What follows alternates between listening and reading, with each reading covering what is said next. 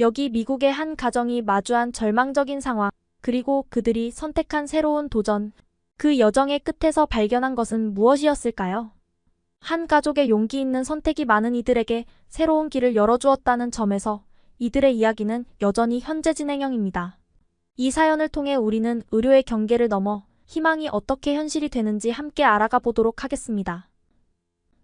그 전에 잠깐 1초 만에 누를 수 있는 좋아요 버튼을 꾹 눌러주시면 영상 제작에 큰 힘이 됩니다. 그럼 바로 사연 시작하겠습니다. 안녕하세요. 저는 보스턴 브루클라인의 피어스 학교에서 초등교사로 일하고 있는 마렌이라고 합니다. 남편 레오와 함께 5년간의 힘겨운 난임 시술 끝에 얻은 소중한 딸 리디아와 비콘 스트리트에서 살고 있어요. 레오는 켄달 스퀘어에 있는 IT 기업에서 소프트웨어 엔지니어로 일하며 우리 가족을 위해 늘 최선을 다해왔습니다. 리디아는 태어날 때부터 우리 부부에게 기적과도 같은 존재였어요. 수없이 많은 시술 실패를 겪으며 포기하려던 순간 마지막이라고 생각했던 시도에서 임신에 성공했기 때문입니다. 브리검 여성병원에서 임신 테스트 결과를 봤던 그날을 잊을 수가 없네요. 간호사가 결과지를 건네며 축하한다고 했을 때 제 손이 얼마나 떨렸는지 모릅니다. 병원 복도에서 레오에게 전화했을 때 그는 켄달 스퀘어 사무실을 뛰쳐나와 곧장 병원으로 달려왔어요. 우리는 병원 로비에서 만나 서로를 부둥켜 안고 울었습니다. 5년 동안 매달 반복되던 실패와 좌절, 그 끝없는 기다림이 드디어 끝난 순간이었죠. 그날 저녁 찰스 강변을 걸으며 우리는 앞으로 태어날 아기의 이름을 리디아로 정했습니다. 우리의 간절한 소원이 마침내 이루어진 순간이었어요. 그렇게 우리는 행복한 나날을 보내고 있었어요. 리디아는 밝고 건강하게 자라났고 피어스 학교의 다른 선생님들도 리디아의 사랑스러움에 푹 빠져 있었죠. 하지만 리디아가 6살이 되던 해 갑자기 우리 가족에게 시련이 찾아왔습니다. 처음에는 리디아가 평소보다 조금 덜 뛰어노는 것 같다고 느꼈어요. 활발했던 아이가 자주 피곤해하더니 어느 날부터인가 엉덩이 부근의 통증을 호소하기 시작했습니다. 리디아는 엄마 여기가 너무 아파요라며 오른쪽 엉덩이를 자주 만졌죠. 처음에는 성장통이려니 생각했지만 점차 다리를 절뚝거리는 모습이 눈에 띄게 되었어요. 불안한 마음에 곧바로 롱우드 애비뉴의 보스턴 어린이병원을 찾았습니다. 초기 검사에서는 심각한 문제가 보이지 않았지만 증상이 점점 악화되었어요. 리디아는 밤의 통증 때문에 잠을 이루지 못했고 저는 아이의 고통스러워하는 모습을 지켜보며 매일 밤을 눈물로 지새웠죠. 증상이 더욱 심각해지자 우리는 미네소타 로체스터의 메이오 클리닉을 찾았어요. 그곳에서도 명확한 답을 얻지 못하자 메릴랜드주 볼티모어의 존스 홉킨스 병원까지 가보았습니다. 미국 최고의 의료기관들을 전전하며 우리 가족은 육체적으로, 정신적으로 지쳐갔어요. 레오는 병원비를 감당하기 위해 밤낮으로 일했고 저는 학교를 휴직한 채 리디아의 간호에 매달렸습니다. 마침내 고해상도 정밀 MRI 검사 결과가 나왔습니다. 리디아의 골반 부위에서 발견된 종양은 유익육종이었습니다. 의사의 설명으로는 유익육종은 뼈나 연조직에서 발생하는 매우 공격적인 형태의 소아암이라고 해요. 주로 골반, 다리, 팔 등에서 발생하며 조기 발견이 매우 중요한 암종이라고 합니다. 의사는 리디아의 종양이 주요 신경과 혈관을 감싸고 있어 수술이 불가능하다고 했어요. 더구나 이미 주변 조직까지 침범한 상태라 항암 치료의 효과도 장담할 수 없다는 것이었습니다. 존스 홉킨스의 소아종양 전문의는 조심스럽게 말을 꺼냈어요. 치료 비용이 최소 150만 달러 이상 들 것이며 성공 가능성은 20% 미만이라고 했습니다. 게다가 치료 과정이 2년 이상 걸릴 수 있다고 해요. 하지만 앞으로 6개월 정도의 시간이 남았으니 리디아가 편안하게 지낼 수 있도록 해주는 것이 최선이라고 했습니다. 그 말을 들은 순간 제 세상이 무너져 내렸어요. 레오는 무슨 말이라도 더 해달라며 의사에게 매달렸지만 답은 같았죠. 미국 최고의 병원들이 모두 포기했다는 사실을 받아들이기가 너무나 힘들었어요. 보험도 이런 실험적 치료는 적용되지 않는다고 했고 우리의 모든 재산을 팔아도 터무니없이 부족한 금액이었습니다.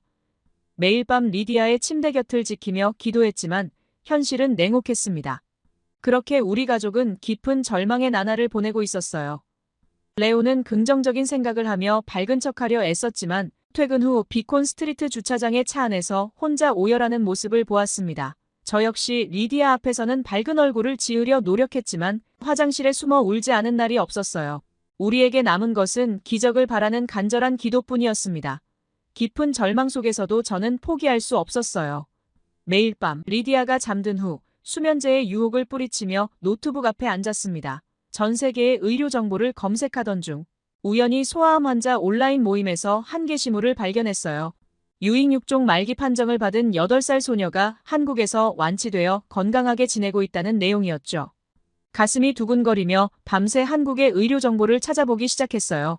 서울대학교 병원의 소아암센터는 유익육종 치료에서 놀라운 성과를 보이고 있었고 그들이 개발한 맞춤형 치료 방법은 세계적인 의학 학술지에도 여러 차례 실렸다는 사실을 알게 되었습니다.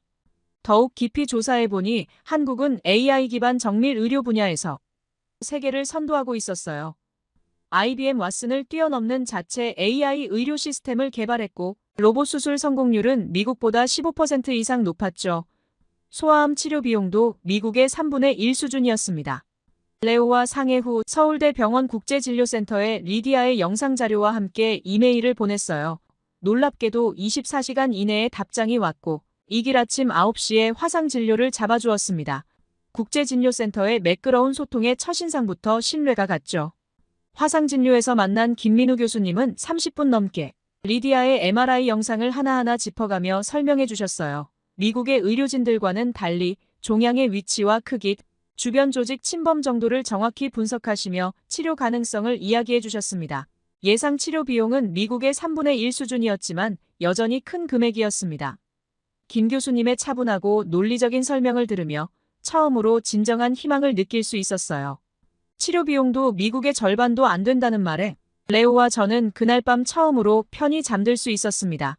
그때 토론토에 살고 있는 언니 가족이 연락해 왔어요. 언니는 자신의 적금을 해약해서라도 도움을 주겠다고 했고 캐나다에서 식품 도매업을 운영하고 있는 형부도 흔쾌히 치료비를 지원해 주겠다고 했습니다. 가족들의 정성이 모여 희망이 보이기 시작했죠. 가족들의 도움으로 한국행을 결정했지만 리디아의 컨디션이 비행을 버틸 수 있을지 걱정이 컸는데요. 보스턴에서 샌프란시스코를 거쳐 인천까지 36시간의 긴 여정이 부담스러웠어요. 하지만 대한항공 승무원들의 따뜻한 배려 덕분에 편안한 비행이 되었습니다. 한국인 승객들도 리디아를 위해 조용히 해주셨고 비행기 통로 쪽 좌석을 양보해주신 분도 계셨어요.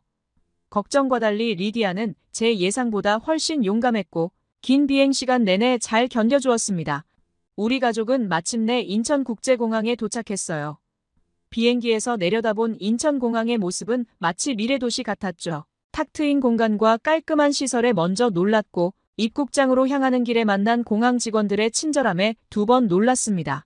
공항에는 서울대 병원 국제진료센터의 코디네이터가 휠체어와 함께 우리를 기다리고 있었어요. 지친 모습의 리디아를 위해 담요는 물론 작은 목베개와 따뜻한 물까지 준비해온 그들의 세심한 배려에 눈시울이 붉어졌습니다. 레오도 감동한 듯 말없이 고개를 숙였어요. 한국행을 결정하기까지 많은 고민이 있었지만 공항에 도착한 순간부터 이 선택이 옳았다는 확신이 들었죠. 낯선 나라에 대한 두려움은 사라지고 희망이 피어났어요. 화창한 하늘 아래 서울로 향하는 차 안에서 리디아는 오랜만에 환하게 웃었습니다. 창밖으로 보이는 한국의 풍경이 마치 우리 가족에게 손짓하는 것만 같았어요. 이제 우리 앞에는 새로운 도전이 기다리고 있었죠. 병원에 도착하자마자 첫인상부터 달랐는데요. 미국의 병원들이 오래된 건물에 깊은 중압감이 느껴졌다면 서울대 병원은 마치 미래의 의료시설을 보는 듯 했어요. 깔끔하고 밝은 조명이 우리를 반겼습니다. 병원은 접수부터 놀라웠는데요. 미국에서는 보험 서류며 각종 행정 처리로 몇 시간씩 기다려야 했지만 여기서는 30분 만에 모든 절차가 끝났습니다.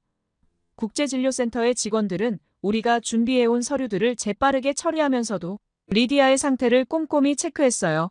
소아암 병동으로 가는 길에 만난 광경은 더욱 놀라웠습니다. 항암 치료를 받는 아이들의 표정이 미국과는 달랐어요. 미국에서는 항상 두려움과 고통으로 가득했던 아이들의 얼굴이 이곳에서는 희망과 밝은 미소로 가득했죠. 같은 병동에서 치료받는 미국인 가족들도 이곳은 마치 치료센터가 아닌 치유의 공간 같다며 감탄하고 있었습니다. 검사실에 들어서자 또 한 번 놀랐는데 최신 의료 장비들이 가득했고 검사실 벽면의 대형 화면에는 실시간으로 3차원 영상이 표시되고 있었습니다. 미국에서는 볼 수 없었던 첨단 의료 시스템이었죠. 옆에서 검사받던 유럽에서 온 의료진들도 이 시스템을 배우기 위해 견학 온 것이라고 해요.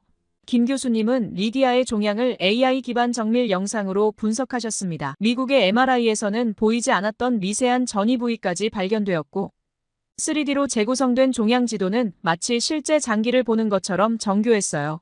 의료진들의 태도도 달랐는데 미국에서는 의사를 만나기까지 몇 주를 기다려야 했고 짧은 면담 시간에 질문할 기회조차 없었죠. 하지만 김 교수님은 검사 결과를 설명하면서 우리의 모든 질문에 성심성의껏 답변해 주셨어요. 치료 계획도 체계적이었는데요. 한국에서 개발된 표적 항암제와 면역 치료를 병행하기로 했고 5차례의 고강도 항암 치료가 시작되었어요. 미국에서는 시도조차 하지 못했던 치료법이었죠. 우리처럼 희망을 찾아 한국을 찾은 전 세계 환자들의 이야기를 들으며 이곳에서라면 기적이 일어날 수 있겠다는 확신이 들었습니다. 처음 며칠은 순조로웠지만 곧 리디아에게 심한 부작용이 나타났어요. 극심한 구토와 40도를 넘나드는 고열로 매 순간이 고통의 연속이었죠. 체중은 일주일 만에 3kg이나 빠졌고 밤새 잠들지 못하고 울어야 했습니다. 그토록 씩씩하던 우리 딸이 점점 야위어가는 모습을 보며 가슴이 찢어질 것 같았어요. 하지만 간호사들의 헌신적인 보살핌이 있었습니다. 미국에서는 상상도 할 수 없었던 24시간 집중 케어였어요. 고열로 떨고 있을 때면 수시로 찾아와 체온을 확인하고 구토가 심할 때면 수액 상태를 꼼꼼히 체크했죠. 그저 정해진 시간에만 회진하던 미국과는 차원이 달랐습니다. 간호사들은 리디아가 좋아하는 만화 영화를 틀어주고 한국 아이돌 음악으로 기분을 전환시켜 주었어요.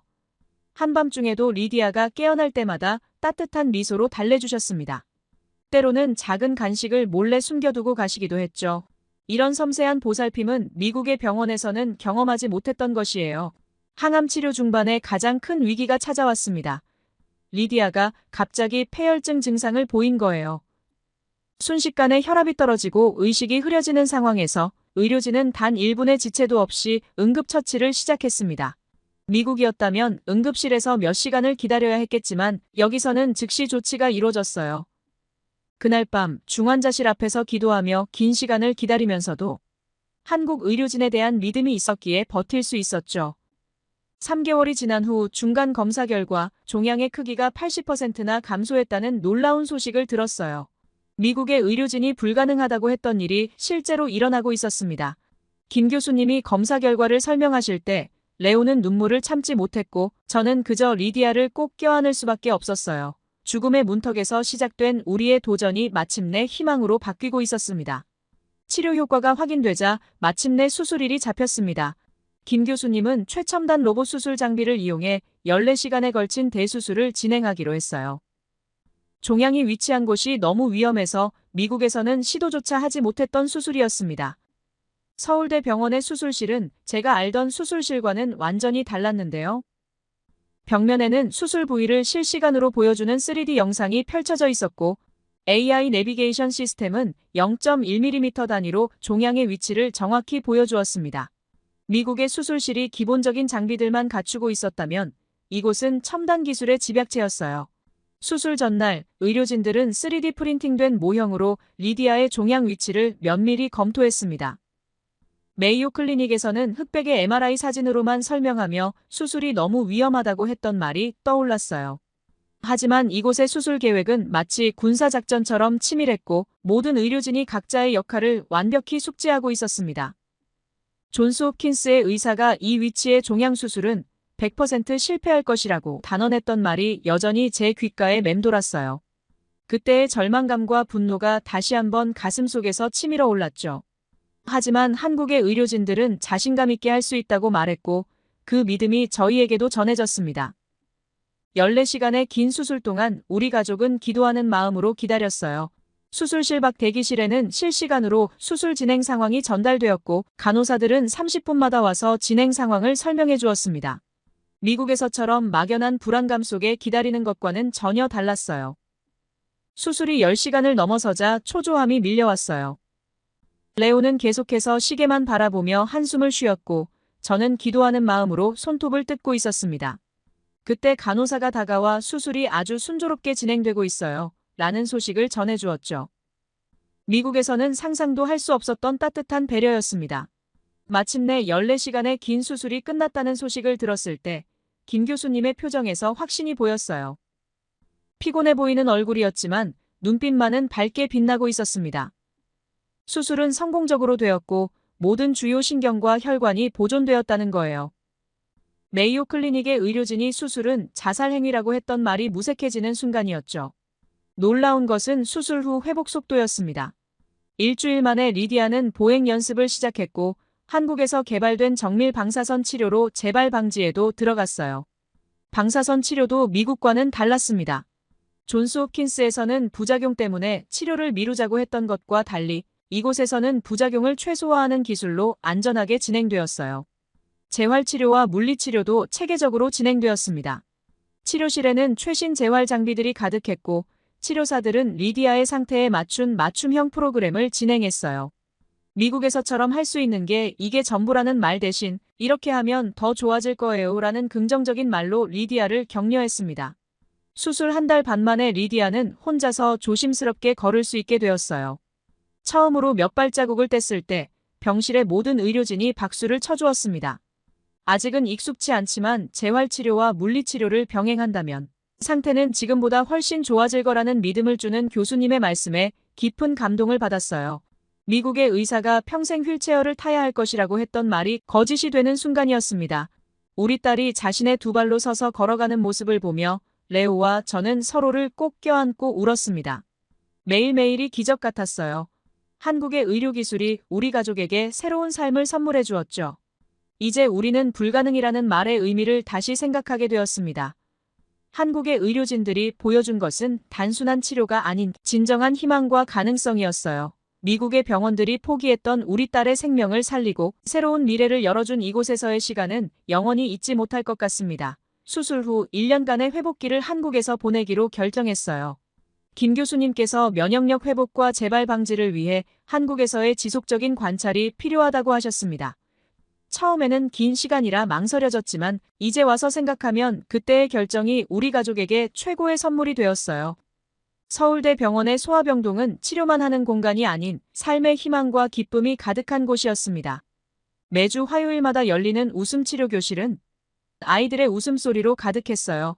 마술 선생님과 레크레이션 선생님들의 재미있는 공연에 리디아는 통증도 잊은 듯 처음으로 환하게 웃었습니다. 그 모습을 보며 저도 모르게 눈물이 흘렀어요. 목요일의 예술치료 시간에서는 미술과 음악 활동으로 아이들의 마음을 어루만져 주었죠. 처음에는 소극적이던 리디아가 점차 적극적으로 참여하며 변화하는 모습을 보며 가슴이 벅차올랐습니다. 병원 학교 프로그램은 더욱 놀라웠는데요. 미국의 병원에서는 치료와 회복에만 중점을 두었다면 이곳은 아이들의 일상까지 세심하게 챙겨주었죠. 리디아는 그곳에서 한국 친구들과 어울리며 자연스럽게 한국어를 배우기 시작했습니다. 아픔을 잊고 해맑게 웃는 아이들의 모습에서 진정한 치유의 의미를 발견했어요. 우리 가족은 주말이면 서울 곳곳을 다니기 시작했어요. 한 번은 광화문에 있는 국립한글박물관을 방문하고 싶어서 길을 나섰는데요. 그곳에서 한글의 과학성과 위대함을 접하며 깊은 감동을 받았어요. 한자만을 고집하는 중국과 달리 한글은 누구나 쉽게 배울 수 있는 민주적인 문자라는 사실이 놀라웠습니다. 리디아도 한글의 자음과 모음을 하나하나 써보며 새로운 언어를 배우는 즐거움에 푹 빠져들었어요.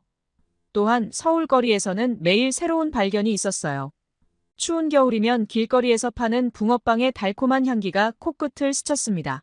처음 본 붕어 모양의 빵이 신기해 우리는 자연스럽게 줄을 서서 기다렸는데 따뜻한 팥황금이 가득한 붕어빵 한 봉지를 들고 거리를 걸었던 기억이 나요. 갓 구운 붕어빵의 바삭한 겉면과 달콤하고 따뜻한 속을 나눠 먹으며 리디아와 함께 웃었던 그 순간이 아직도 생생합니다. 그리고 한국의 전통 음식은 리디아의 입맛과 체력 회복에 큰 도움이 되었습니다. 병원 영양사 선생님께서 리디아의 상태에 맞춘 한식 식단을 짜주셨어요. 미국에서는 항상 거부하던 채소도 된장찌개와 함께라면 잘 먹었죠. 건강식이라는 이유로 억지로 먹어야 했던 미국 병원 음식과는 달리 한식은 맛있게 먹으면서도 건강해질 수 있다는 걸 깨달았습니다.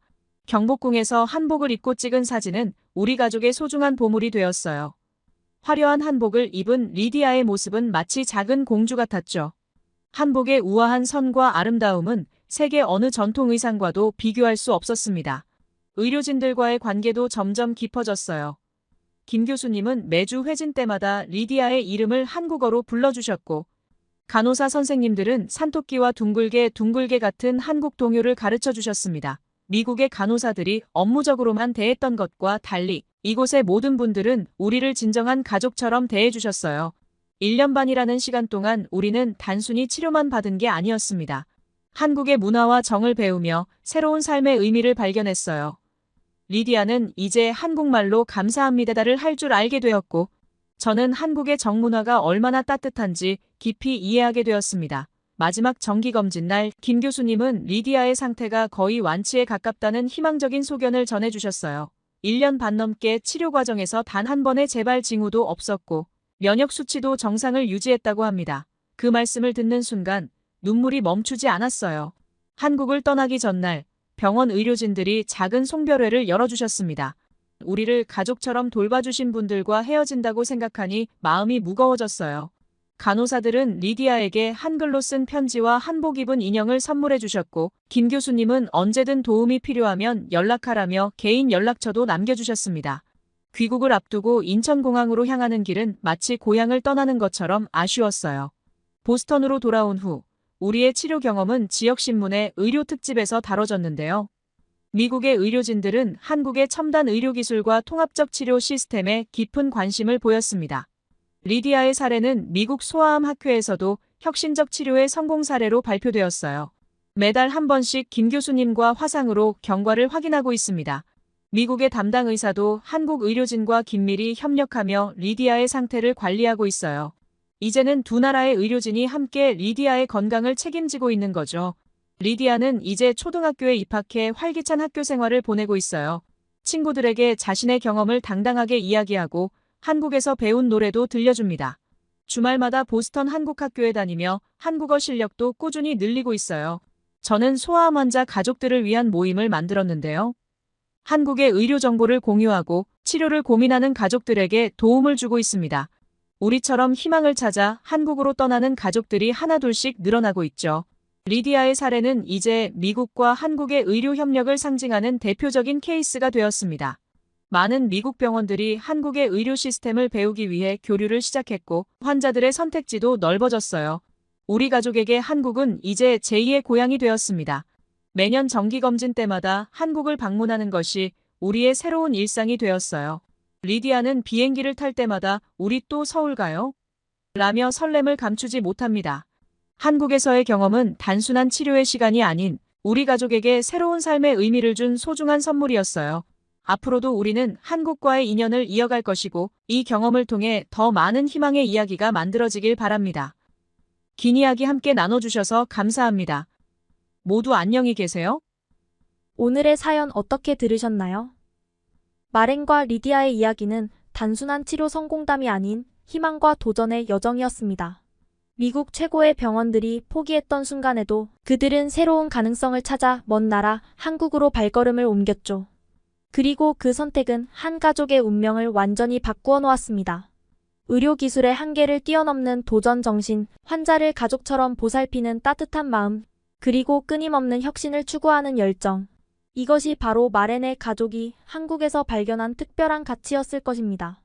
지금도 전 세계 곳곳에서는 수많은 가족들이 마렌과 리디아처럼 치료의 희망을 찾아 헤매고 있을 것입니다.